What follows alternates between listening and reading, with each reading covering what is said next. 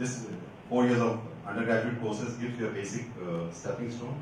Maybe 2-3 years more if you want to specialize. You should, even in joining industry, you should choose fulfills or gives you motivational outreach, or it satiates your brain that yes, this I enjoy. Don't run after peer pressure. This guy, he got less marks than me, but then he's got a better pay package or things like that. But 2 years down the line, you will feel dissatisfied and disillusioned. It is not good for your career growth later on, because after a few years, it is your core competency or your aptitude which will take you further in the industry. Because in industry, we look at problem solvers. At the first campus interview, companies come, they will look at, maybe department will recommend that these are the toppers, and then based on that, they will give you the first approach. After that, maybe to get into group discussion and things like that, it is your initiative, your aptitude, your ability to communicate, ability to manage a team of people, which will take you forward. So on that we have a last one. Yes, sir. First question like this. Engineers. You have to Google it. But the only thing is, you have to study basic engineering in mechanical. For example, strength of materials, material science, thermodynamics. These are the basic core subjects in the mechanical engineering. If you are very good in these subjects, you are suitable and you are very good, I can say you will do very well in the oil and gas sector. Oil and gas sector is wide, worldwide. It is coming up like anything. You take oil exploration, you take refinery, you take gases, you take LPG or LNG, anything. See, these are all mechanical engineers are very much required. So I can say that there are plenty of opportunities for mechanical engineers in oil and gas sector. I can, being in the oil industry, I can share that some of the things, big things coming up in India. As far as Bharat Petroleum is concerned, we are having a 14,000 crore integrated refinery expansion project coming up in Kochi refinery. And every year, I think NIT Warangal has been our consistently have been recruiting from here. At least 6 to 8 through campus, and many people are coming through gate, and many of them will get posted in in that project, I'm sure. And then as far as the Hindustan Petroleum is concerned, their refinery expansion in Vizag is going to come up in a very big way. And then this CNG is going to come in a big way. Now we are offering, because I am in the retail network expansion, so we have offered recently about 3 petrol pumps wherein CNG fueling facility can be put up in Kakinada, in Andhra Pradesh. So likewise, city gas expansion is also, city gas expansion. This is part of city gas network expansion in the country, and it is going to come up in many cities in India in near future. So like this is as far as oil industry is concerned, and I don't know, probably Govind if you can add some more. And supply chain management is also a very big field these days. Okay, the logistics part of which piping forms a part of it, and we are having our own plan of taking a pipeline from Krishnapatnam port to right up to Chedlapalli in Hyderabad through Ongole. So like this, there are so many. Probably IOC also has got a lot of projects down the line. So this is as far as the oil industry picture is concerned, where mechanical engineers have got a lot of scope, and of course chemical engineers are not there. Mechanical engineers are there. Okay, and for kind of information, as far as marketing engineering is concerned, of which I am part of it, only mechanical engineers are being taken in the marketing setup. That is because I am also a mechanical engineer now. Because they need the kind of job that we do, that requires your knowledge in not only in mechanical engineering, bit of electrical engineering is also required, bit of civil engineering is required. Okay, so therefore mechanical engineers are exposed to almost every branch little bit. So therefore they are considered for marketing engineering. If anybody is interested, they will be there. Okay, thank you. What I would suggest to the department, just to expand what he has said, and what I would suggest to the department.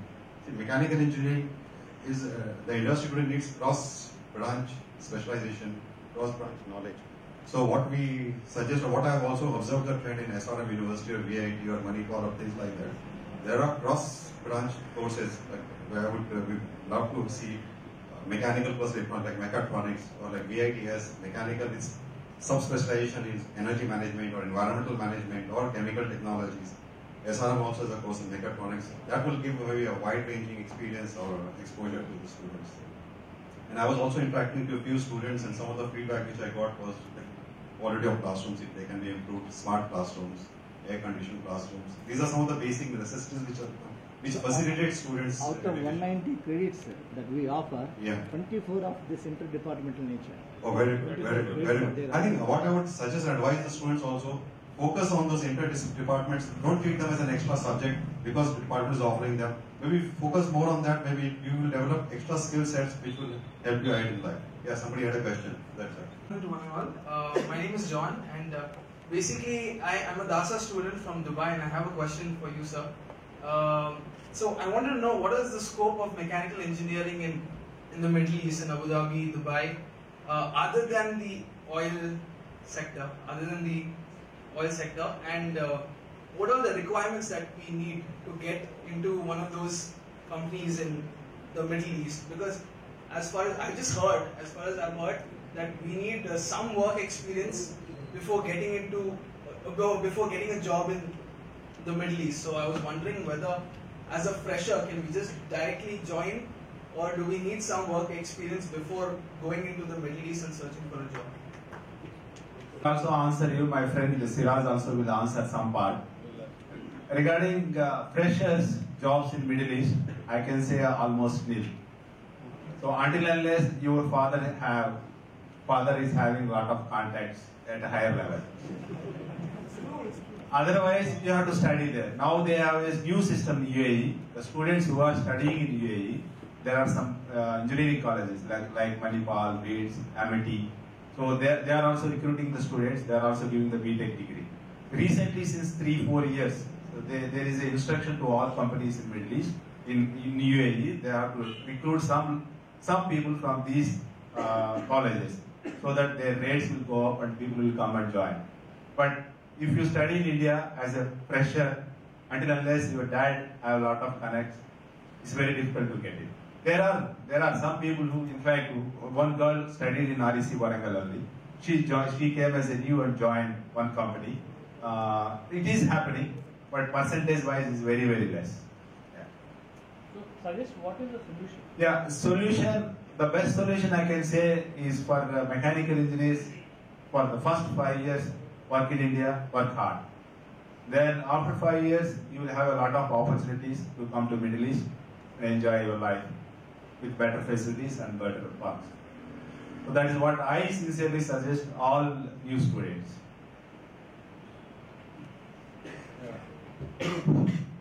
Regarding the openings in Middle East, it's not only oil and gas.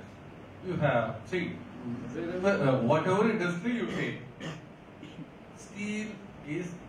steel fabrication is playing a very important role. I was there for more than 2 decades in all parts of Middle East, and then my experience is, whether you have little experience or not, you should be smart enough to complete the task which your senior has given to you. That's the criteria. Okay. Regarding entry, etc. Okay, it all depends on luck. Luck plays a big factor in getting entry to a company in Middle East. But once you get into a company, sustaining on the particular job is very important, because there, what should I say? There's no word like mercy over there. Okay, they'll not hesitate to just throw you away from the camp. Okay, they'll say, you do a thing, you do not finish that, just walk off the camp. I mean, mercilessly. So just concentrate. Okay, getting through is not that much difficult as you said. Okay, it's luck plays a role. But once you get, okay, one more thing, experience is not a must. How you project yourself is important. Okay, for that, let me give an example. I gave that same to one of the guys over here. Okay, for all of us, how many of us can count money? Yes. Have you learned anywhere in school or college? But even then, if you have a heap of notes over here, every one of us is capable of counting it. But can anybody of us can tell where have you learned this? See, that's ability. No institute has taught us. So similarly, okay, have confidence, and then you will be successful in it. Question is a very basic one, which almost all the final years would be having. How to assess a company and its profile that they are offering, and what kind of a work a freshman is exposed to in the initial years. Is available. You Google it. Company also provides. One thing we need to understand. You need to understand, and from industry we need to understand. Industry needs you as much as you need the industry. More so today, industry finds out of 100 graduates passing out from college, about 80 or 85 are non-employable, which is a fact of life of Indian education system. Nothing to do with NIT or IIT or any other private institute. That's how our system is. It is slowly changing. So then, information about the college, about the company, you can Google it, you can see its track background, see at least last 5 years. If the company doesn't have a track of at least 5 years of decent balance sheet which is available, information, I would not advise unless it is a startup and growing fast. So company which has a more than a 5-year background is a safe bet to start with. And then see the type of profile or work which they are doing, which is also available on their website, or you can Google that information. And if you find that work similar to thing which you want to do or things like that, first 1 or 2 years, like 4 years you're studying here, treat the next 2 years also as your study, but at an industry where you will also learn. Don't look at perks, salaries. Try to improve your skill sets based on your aptitude, interest, and then if you pass that 2 or 3 years of industry, maybe you'll make excellent engineers, and then things will change. So information you get from the company website, and then make a select. Company also makes a presentation when they come for campus interviews here. All companies make a presentation here, and they give you information to enable you. Fundamentally to understand is industry needs you as much, maybe more than what you need the industry. But then you should make yourself a suitor, active suitor to meet the industry need. Yeah, here to add when we say something profile, more than that, what is important is that what is your interest. So you should find out what is that job they are giving you. Do you require to develop your skill set in that area? That's what you need to check. And would you like when you are doing that job? So once you decide that skill set, within that skill set, if you see that 2-3 companies are offering, then only you need to compare that. Okay? So first try to see that you find out what is your real interest. Now in mechanical engineering, how many courses are there, sir? Roughly? 40. So out of that, at least one area you should feel that this area is close to my heart. When I'm doing work in this area, I'll not feel tired. I'll not feel bored. I'll get a lot of energy. I can work 24 hours a day. If you are able to connect to one course, one area, if you develop that, then nobody can beat you. Okay? Even if you work in that 6 months, you can claim 6 years experience. Okay? So then you can go deep into that once you find the passion. So that's what. So main focus is try to find the area of interest that only you can answer. Nobody else can answer for you. Okay? So 1 minute. So then when it comes to comparing the profiles, once you decide, once you get 2-3 offers in that area, then you can always check whether senior people or anyone is working, Google reviews are there. Okay? Then you can ask questions when they are coming for campus interviews. But don't go by their words. Do your own background research. Okay? That's more from learning capability there. That's what your focus should be. Don't worry about the money.